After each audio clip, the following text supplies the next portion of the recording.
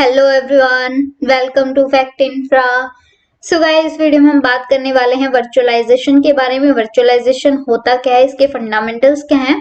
Virtualisation simply एक meaning है कि समथिंग हम वर्चुअल क्रिएट करने वाले हैं जो कि एक्चुअल में वहां प्रेजेंट नहीं होगा। मतलब फिजिकली वो प्रेजेंट नहीं है, मतलब एक्चुअल में कोई चीज नहीं है, लेकिन उसको हम वर्चुअली क्रिएट कर रहे हैं। फॉर एग्जाम्पल, जैसे कि हमारे नेटवर्किंग स्विच है, उस पर हम क्या करते हैं, स्विच को हम लॉजिकली अगर डिवाइड करें, वीलैन यानी वर्चुअल लैन अगर हम बनाते हैं, ये भी एक हमारा वर्चुअलाइजेशन का ही एग्जांपल है।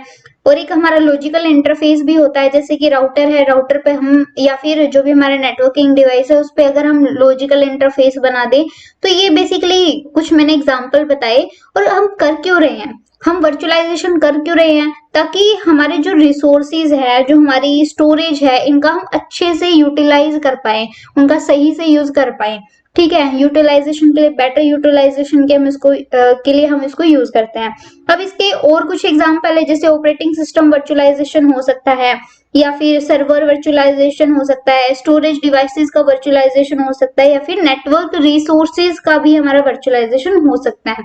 वो हम वन बाय वन देखेंगे। उससे पहले मैं यहाँ पे एक एग्जांपल बताना चाहती हूँ। जैसे कि हमारे सिस्टम्स के अंदर कुछ जो हमारे रिसोर्सेज हैं वो हमारे कॉमन रहते हैं, वो होते ही हैं। फॉर एग्जांपल, हमारा जो प्रोसेसर है वो हर एक सिस्टम के अंदर होता है, रैम होती है हमारी, और रोम हमारी होती है, और हमारा जो नेटवर्क है, ये चीजें हमारी रहती हैं। फॉर एग्जाम्पल कि अगर हम क्या करें, अपने सिस्टम को सर्वर बना दे। सर्वर से आप ज्यादा कंफ्यूज ना हो, ये सिर्फ इतना मीनिंग है कि हम अपने सिस्टम की कॉन्फ़िगरेशन बढ़ा दें, यानी प्रोसेसर है वो ज्यादा कर दें। ठीक है, हम लाइक 8 या फिर 16 प्रोसेसर कर दे, रैम को बढ़ा दे 16 या फिर 32 GB कर दे, रोम को बढ़ा दे 2 टेराबाइट या फिर उससे भी ज्यादा कर दे, या फिर जो हमारे नेटवर्क है वो उसको भी हम इंक्रीज कर दे। तो इससे होगा क्या, हमने क्या करा, ये सारी चीजें कर दी। अब इससे क्या करें हम कि उसको हम वर्चुअलाइज कर पाए। ठीक है, हमने अपने सिस्टम की इतनी सारी कॉन्फ़िगरेशन कर दी, और हम क्या करें, हमारे जो सिस्टम है, या फिर इसको हम सर्वर कह सकते हैं, इस सर्वर में हम काफी सारी मतलब वर्चुअल मशीन बना दे। वर्चुअल मशीन कैसे, मतलब जो कि एक्चुअल में कोई ऐसा प्रेजेंट नहीं है, लेकिन वर्चुअल मशीन बनाने का यहाँ पे सिंपल मीनिंग क्या है, जैसे कि मैंने यहाँ पे सर्वर लिया है, और इस सर्वर की मतलब जो कॉन्फ़िगरेशन है, प्रोसेसर, रैम, रोम और जो नेटवर्क है, उसको मैं इंक्रीज कर दूं, कॉन्फ़िगरेशन ज्यादा कर दूं। और हाइपरवाइजर यहाँ पे एक कॉन्सेप्ट आ जाता है, इसको हम फर्दर वीडियो में अच्छे से डिस्कस करेंगे। हाइपरवाइजर सिर्फ इतना आप ये समझो कि हाइपरवाइजर की हेल्प से ही हम ये वर्चुअल मशीन बना पा रहे हैं।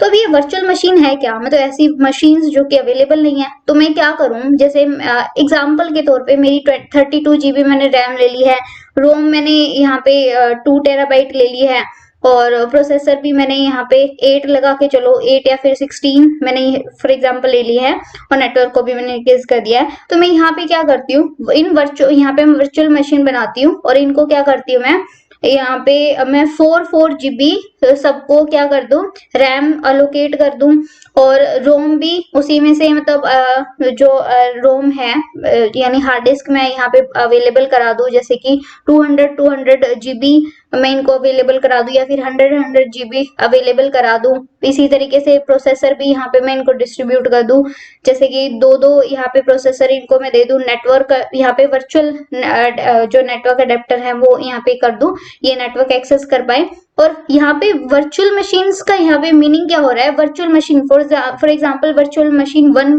जो हमारी फर्स्ट वर्चुअल मशीन है, उस पे जो ऑपरेटिंग सिस्टम है वो कौन सा चल रहा होगा, वो let's suppose parrot operating system जो कि हमारे लिनक्स में ही होता है, वो चल रहा है। दूसरे पे लेट्स सपोज कि उबंटू चल रहा है, तीसरे पे विंडोज चल रहा है, और चौथी वर्चुअल मशीन पे कोई और ऑपरेटिंग सिस्टम चल रहा है, ये एग्जांपल के तौर पे। तो यहाँ पे क्या हो रहा है कि हमने अपने सर्वर को यहाँ पे क्या कर दिया है, वर्चुअलाइज कर दिया। ठीक है, यहाँ पे हमने वर्चुअल मशीन बना दी है, और ये जो वर्चुअल मशीन यहाँ पे बनी है ना, ये किसी दूसरी वर्चुअल मशीन के ऊपर मतलब ऐसे डिपेंडेंट नहीं है, और एक दूसरे की परफॉर्मेंस पे या फिर जो भी प्रोसेसिंग है उस पे कोई भी असर नहीं डालेंगी। तो सब अपने जो डिफरेंट डिफरेंट ऑपरेटिंग सिस्टम चल रहे हैं हर एक वर्चुअल मशीन पे, वो इसी तरीके से अलग अलग अपने सबकी अपनी अपनी फंक्शनैलिटी होगी और सब अपने आसानी से चल रहे होंगे। कोई इसमें मतलब एक दूसरे पे डिपेंडेंसी कोई नहीं है कि उनके कोई प्रोसेस को एक दूसरे को मतलब वहां पे डिफिकल्टी बिल्कुल नहीं ला रहे हैं। तो ये सिंपल सा एक एग्जांपल है वर्चुअलाइजेशन का। और ये वर्चुअल मशीन का अगर आपको कॉन्सेप्ट सही से क्लियर नहीं हुआ है तो मैं यहाँ पे बता भी देती हूँ कि वर्चुअल मशीन्स क्या होती है। लेट्स सपोज जैसे आपका घर है, आपका घर एक फिजिकल आप फिजिकल एक एरिया है, स्पेस है, ठीक है, जिसमें आप रहते हो, जो कि आपका फिजिकल एक स्पेस है, ठीक है। फॉर एग्जांपल जैसे कि आपका जो सिस्टम है, जो ओरिजिनल जो आपका सिस्टम है, उसको मान के चलिए कि वो क्या है, आपका होस्ट मशीन है, या फिर आपका जो ये फिजिकल घर जैसा कुछ लगा लो, ठीक है, ये आपका होम हो गया। और अगर आपके घर में गेस्ट आते हैं तो गेस्ट क्या करेंगे, कुछ कुछ स्पेस अपना ले लेंगे, ठीक है, कुछ स्पेस जैसे कि कुछ टाइम के लिए ही आएंगे, तो वो कुछ स्पेस लेके वहां पे रह रहे होंगे।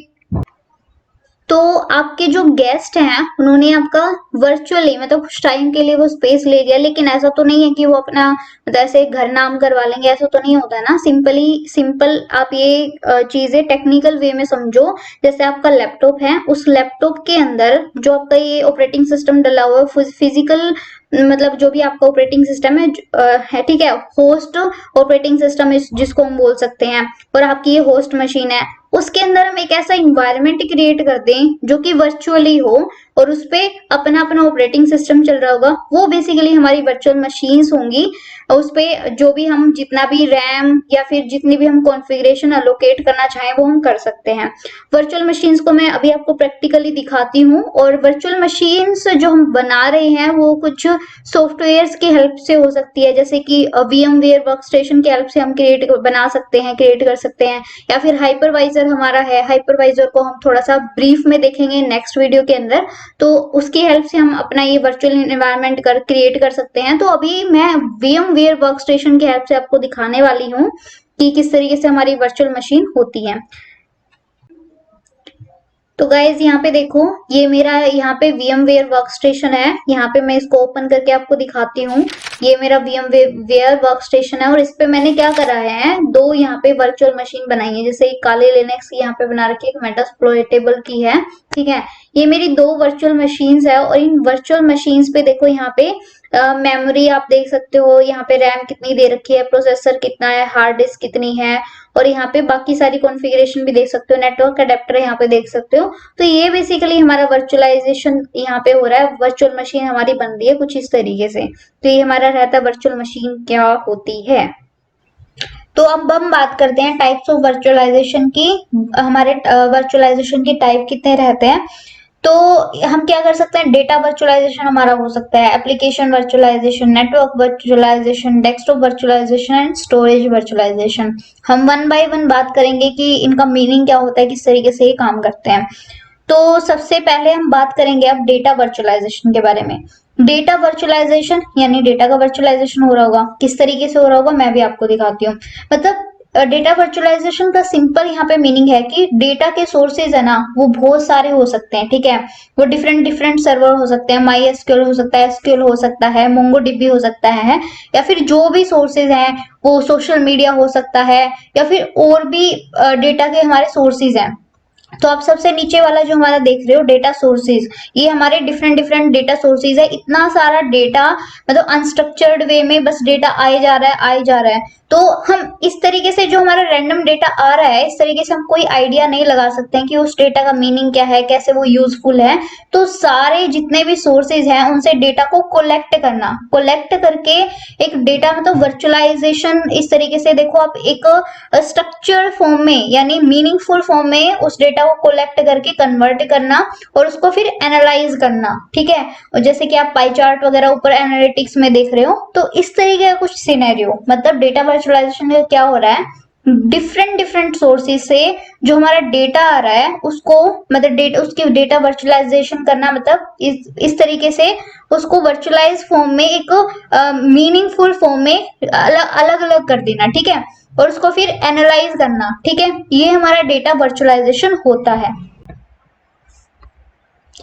तो अभी हम बात करेंगे एप्लीकेशन वर्चुअलाइजेशन के बारे में। एप्लीकेशन वर्चुअलाइजेशन क्या होता है, एप्लीकेशन वर्चुअलाइजेशन सिंपल मीनिंग की एक ऐसा इन्वायरमेंट जिसमें कोई भी एप्लीकेशन जो चल रही है वो दूसरी एप्लीकेशन पे या फिर दूसरे प्रोग्राम पे डिपेंडेंट ना हो, यानी उनकी जो प्रोसेसिंग है, जो मतलब उनका जो काम चल रहा है, जो प्रोग्राम्स हैं आपस में वो डिपेंडेंट ना हो, उनकी कोई डिपेंडेंसी ना हो।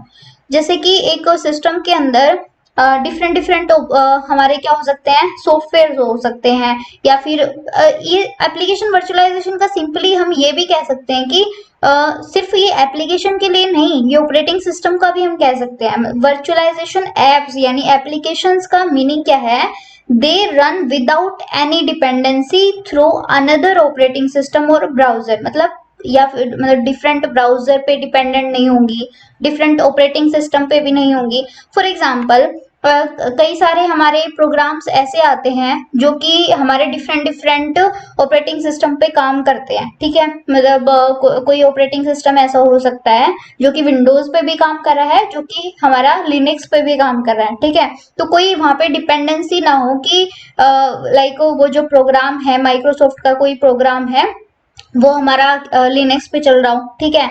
या फिर कोई ब्राउजर है, हमारा जो भी ब्राउजर ओपेरा ब्राउजर है, या फिर हमारा फायरफॉक्स है, या फिर हमारा क्रोम है, तो ये आपस में इस तरीके से एक दूसरे पे डिपेंडेंट ना हो। या फिर हो सकता है एक हमारा सेम कोई एप्लीकेशन है, उसी का डिफरेंट वर्जन भी हमारे सिस्टम में है, मतलब वो पहले मतलब एक डिफरेंट डिफरेंट वर्जन हम एक साथ चला सकते हैं बिना कोई मतलब उसमें परेशानी के, कोई मतलब डिपेंडेंसी के, ठीक है। तो ये हमारा सिनेरियो रहता है। फॉर एग्जांपल यहाँ पे स्क्रीन पे आप देख सकते हो कोई एप्लीकेशन है, एप्लीकेशन वर्चुअलाइजेशन क्लाइंट यहाँ पे आप देख रहे हो, एक हमारा वर्चुअल एप्लीकेशन हमारी बन गई है, ठीक है। तो ये हमारा सिनेरियो रहता है। और हम ये भी कह सकते हैं virtualising Microsoft PowerPoint to run on Ubuntu over an Opera browser, ठीक है। अगर हमको माइक्रोसॉफ्ट पावर पॉइंट चलाना हो उबंटू सर्वर के ऊपर, ठीक है, या फिर लाइक डिफरेंट ब्राउजर हो सकता है। तो ये जस्ट एक एग्जांपल था कि हमारा एप्लीकेशन सॉरी एप्लीकेशन हमारा वर्चुअलाइजेशन होता किस तरीके से है, ठीक है। तो अभी हम बात करेंगे नेटवर्क वर्चुअलाइजेशन के बारे में। ये बहुत ही इंटरेस्टिंग है। जैसे कि मैंने अभी आपको दिखाया था वर्चुअल मशीन्स मैंने आपको दिखाई थी, उसी के बेसिस पे हम नेटवर्क वर्चुअलाइजेशन की बात करेंगे, ठीक है। जैसे कि हमने अपने VMware के अंदर दो या फिर दो से ज्यादा हमने वर्चुअल मशीन बना दी, 3 4 जितनी भी आप लगा सकते हो, ठीक है। और उन हर एक वर्चुअलाइजेशन को हमें नेटवर्क भी देना है, ठीक है। डिफरेंट डिफरेंट हमारे नेटवर्क अडेप्टर होंगे, वह हम अपने मतलब जो भी वर्चुअल मशीन है उसको नेटवर्क से भी कनेक्ट कर रहे होंगे, ठीक है। तो वो जो वही सिनेरियो आप फिजिकली यहाँ पे देखने वाले हो, ठीक है। तो यहाँ वो क्या हो रहा है, जैसे ये एक फिजिकल सर्वर है, यहाँ पे मैंने बेसिकली दो फिजिकल सर्वर लिए हैं, और एक फिजिकल सर्वर का मैं यहाँ पे आपको सिनेरियो भी बता देती हूँ। एक फिजिकल सर्वर पे यहाँ पे 3 वर्चुअल मशीन मैंने यहाँ पे बनाई है, ठीक है। Virtual machine VM virtual machine network यहाँ पे है, हाइपरवाइजर की हेल्प से हम वर्चुअल मशीन बना रहे हैं, ठीक है। तो ये बेसिकली हमारा हो रहा है। और यहाँ पे हमारा क्या है, एक फिजिकल नेटवर्क है, जैसे कि आपका घर का वाईफाई है, उससे आपकी फिजिकल मशीन यानी आपका लैपटॉप कनेक्टेड होगा। और वो जो हमारा लैपटॉप है यानी हमारा जो होस्ट मशीन है उसके अंदर VMware वर्कस्टेशन होगा, उसके अंदर हमारी वर्चुअल मशीन्स बनी होंगी। और उन वर्चुअल मशीन्स में भी हमारा वर्चुअल नेटवर्क होगा, मतलब जो हमारा वर्चुअल जो नेटवर्क अडेप्टर हम दे रहे हैं जिसकी हेल्प से हमारी मशीन्स जो है इंटरनेट से कनेक्ट हो पा रही है। तो ये हमारा बेसिकली सिनेरियो हो रहा है। ये हमारे दो फिजिकल सर्वर हैं, बीच में हमारा फिजिकल नेटवर्क आप देख सकते हो, ठीक है। और एक हमारा क्लाइंट है और ये हमारा स्टोरेज एरे है। तो बेसिकली हमारा सिनेरियो बन क्या रहा है, पहली बात तो जो यहाँ पीनिक मैंने जहां जहां भी लिखा है, ओके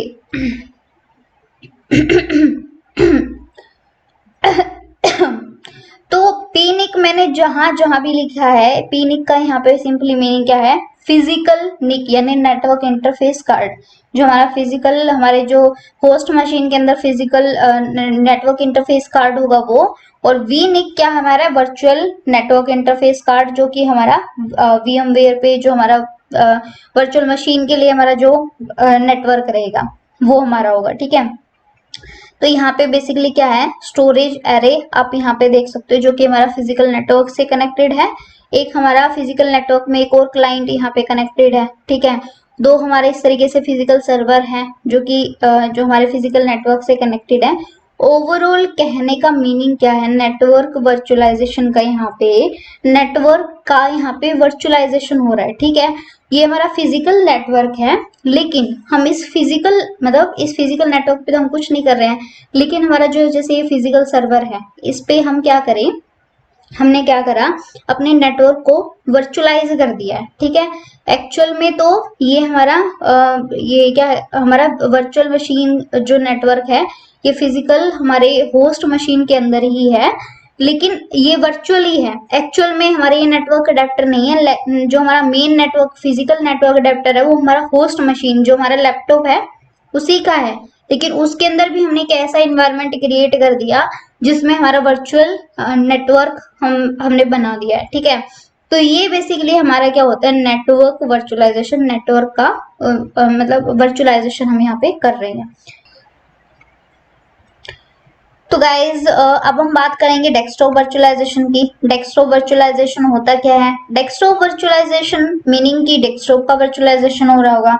एग्जाम्पल के तौर पे बताऊं तो जितनी भी हमारी आरडीपी यानी रिमोट डेस्कटॉप सर्विसेज होती है ना, वो सारी हमारी डेस्कटॉप वर्चुअलाइजेशन में आ जाती हैं। एग्जाम्पल जैसे हमारा एनीडेस्क है, एनीडेस्क से हम क्या करते हैं, जो भी हमारा रिमोट यूजर होता है किसी भी लोकेशन पे वो हो सकता है, और उसके जो स्क्रीन है, उसके जो सिस्टम की जो स्क्रीन है, वो हम अपने सिस्टम पे देख सकते हैं वर्चुअली, जबकि एक्चुअल में वो उसका सिस्टम, उस रिमोट यूजर का जो सिस्टम है वो प्रेजेंट नहीं होता है, लेकिन हम यहाँ पे किसी भी लोकेशन पे होकर उस यूजर के सिस्टम को देख पाते हैं। तो ये एक एग्जांपल है हमारा डेस्कटॉप वर्चुअलाइजेशन का। और भी हो सकते हैं प्रोटोकॉल, जैसे कि माइक्रोसॉफ्ट का हमारा रिमोट डेस्कटॉप प्रोटोकॉल है, या फिर जितने भी रिमोट सर्विसेज हैं वो हमारे डेस्कटॉप वर्चुअलाइजेशन का एग्जांपल है। एक और एग्जांपल यहाँ पे स्क्रीन पे देख सकते हो, जैसे कि हमारा रिमोट यूजर है, ये हमारा डेटा सेंटर से कनेक्ट है, और डेटा सेंटर के बीच में यहाँ पे सिक्योरिटी के लिए फायरवॉल हमने यूज कर रखी है, जैसे एग्जांपल, ठीक है।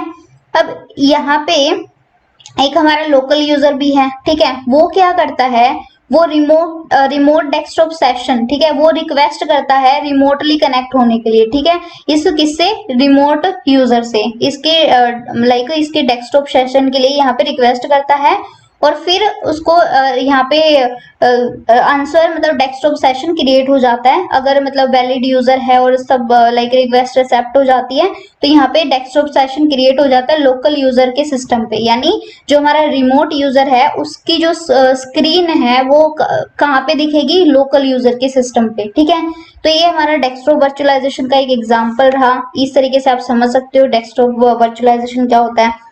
नेक्स्ट प्रोसीड करते हैं स्टोरेज वर्चुअलाइजेशन की, यानी जो भी हमारी स्टोरेज है उसका वर्चुअलाइजेशन हो रहा होगा, ठीक है। तो वैसे तो मैंने स्टोरेज वर्चुअलाइजेशन का थोड़ा बताया भी था, लेकिन फिर हम अभी फिर से देख लेते हैं। जैसे कि यहाँ पे मैं क्या कर रही हूँ, कुछ सर्वर ले रही हूँ, ठीक है। ये हमारे 4 मैंने यहाँ पे सर्वर लिए हैं, और मैं थोड़ा सा टोपोलॉजी के थ्रू आपको समझाने की कोशिश करती हूँ। तो मैंने यहाँ पे 2 सिनेरियो बना रही हूँ, ठीक है। 2 सिनेरियो जैसे मैं यहाँ पे बनाती हूँ, और इसमें मैं क्या करती हूँ, एक हमारा सैन स्विच होता है, ठीक है, स्टोरेज एरिया नेटवर्क जो स्विच होता है हमारा, उसके बारे में देख लेंगे हम बाद में, ठीक है। तो एक हमारा जो हमारा फर्स्ट सिनेरियो है, ठीक है, फर्स्ट सिनेरियो में मैंने क्या करा है, 4 यहाँ पे मैंने सर्वर लिए हैं। एक हमारा सैन स्विच है, और ये जो मतलब ये स्विच है एक तरह से, ठीक है, और ये सारे जो सर्वर है इस स्विच के थ्रू यहाँ पे कनेक्टेड है, और ये बाकी फिर किससे कनेक्टेड है, सॉरी ये बाकी फिर हमारे किससे कनेक्टेड है, स्टोरेज एरे से, ठीक है, यानी स्टोरेज एरे से यहाँ पे कनेक्टेड है। तो अब यहाँ सिनेरियो क्या बनता है, ये जैसे कि जो हमारा फर्स्ट सर्वर है, जैसे कि यहाँ पे फर्स्ट जो सर्वर डेटा फ्लो आपको दिख रहा है, वो डेटा फ्लो किस तरीके से है, जो भी हमारा सर्वर है वो हमारे स्विच के पास जाएगा, देन स्विच जो है हमारा स्टोरेज एरे से कनेक्टेड है, तो इस तरीके से कनेक्टेड है, और जो भी जो स्टोरेज है उसका इस तरीके से यूज करा जा रहा है, ठीक है। लेट सपोज कि यहाँ पे जो ये पाथ है, ये यहाँ पे जो कनेक्शन है ये हो जाए फेल, ठीक है। तो उसके केस में क्या होगा, ठीक है। तो वो सिनेरियो हम देखने वाले हैं। तो एक बार हम देख लेते हैं। दूसरे साइड मैंने क्या करा है, इसी तरीके से 4 सर्वर लिए हैं और 2 यहाँ पे सैन स्विच लिए हैं, ठीक है। और यहाँ पे मैंने क्या किया है, ये दोनों स्विच से मैंने रिडंडेंसी क्रिएट कर दी है, ठीक है। एक स्विच से मैंने सारे सर्वर कनेक्ट किए, फिर दूसरे स्विच से भी मैंने क्या करे, ये सारे के सारे सर्वर फिर से कनेक्ट किए, और ये दोनों स्विच जो है हमारे, ये जो स्टोरेज एरे है इससे कनेक्टेड है। डेटा फ्लो किस तरीके से है, जैसे कि अगर जो हमारा फर्स्ट जो हमारा सैन स्विच रहेगा दूसरे केस के अंदर, उससे ही मतलब कोई भी जो सर्वर है वो पहले हमारे सैन स्विच के पास जाएगा, देन हमारे स्टोरेज एरे के पास जाएगा। ये बेसिकली हमारा सिनेरियो हो रहा है। तो ये हो रहा है। तो अब हम वापस अपने पहले वाले हमारे सिनेरियो पे आते हैं, ठीक है। तो पहले वाले के अंदर बन क्या रही है हमारी बात, कि अगर ये जो कनेक्शन है फेल हो जाए, ठीक है, ये जो कनेक्शन है मान लो ये मैंने फर्स्ट सर्वर लिया, वो दूसरे तीसरे चौथा भी हो सकता है। फर्स्ट सर्वर सैन स्विच के पास जाता है, देन ये किससे कनेक्टेड है, हमारा स्टोरेज एरे से। ये हुआ कनेक्शन फेल, तो हमारा जो डेटा है हम यहाँ से मतलब एक्सेस नहीं कर सकते। ये स्टोरेज एरे मतलब इस स्टोरेज से हम कनेक्टेड थे, यहाँ से डेटा हम एक्सेस कर ही नहीं पाएंगे। डेटा फ्लो तो हमारा मतलब कोई रिडंडेंसी है ही नहीं, एक ही रास्ता था, एक ही वही रास्ता ब्लॉक हो गया, यानी फेल हो गया। तो अब तो कोई दूसरा रास्ता रहा ही नहीं, ठीक है।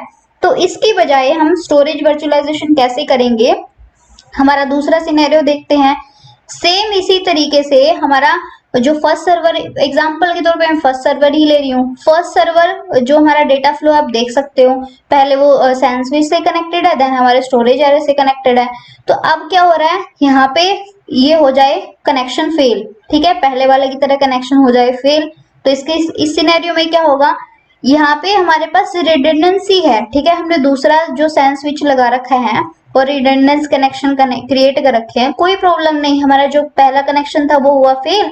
अब ये हमारे पास दूसरा पाथ, यानी उसी स्टोरेज एरे तक जाने के लिए हमारे पास दूसरा पाथ है, यानी हम उस दूसरे पाथ से डेटा को एक्सेस कर पाएंगे, ठीक है। और इससे हमारे सर्वर जो या फिर हमारे जो क्लाइंट रहेंगे उनको पता भी नहीं लगेगा कि हुआ क्या एक्चुअल में, ठीक है। उनको नहीं पता चलेगा कि कौन से पाथ से आया है, या फिर रिडंडेंसी की भी उनको नहीं पता होगी। उनको तो हमारा बेसिकली डेटा को डेटा एक्सेस करने से मतलब है, ठीक है। तो ये बेसिकली हमारा क्या होता है, स्टोरेज वर्चुअलाइजेशन होता है। यानी यहाँ पे क्या हो रहा है, स्टोरेज का हम वर्चुअलाइजेशन कर रहे हैं। एग्जाम्पल आपने देखा किस तरीके से होता है। So this is all about guys virtualisation. Virtualisation होता क्या है, मतलब इसके हमने फंडामेंटल्स देखे, वर्चुअल मशीन क्या होता है, टाइप्स किस तरीके से रहते हैं हमारे वर्चुअलाइजेशन के। So this is all about virtualisation. और फर्दर वीडियो के अंदर हम क्या देखेंगे, हमारा हाइपरवाइजर को हम थोड़ा ब्रीफ के अंदर देखेंगे, हाइपरवाइजर किस तरीके से काम करता है। और रहा तो हम अगर पॉसिबल रहा तो हम क्या करेंगे, उसका प्रैक्टिकल भी देखेंगे हाइपरवाइजर का। इस वीडियो के लिए इतना ही। अगर आपको ये वीडियो अच्छी लगी है तो आप इसका फायदा उठा सकते हैं और अच्छे से नॉलेज गेन कर सकते हैं। So thank you guys.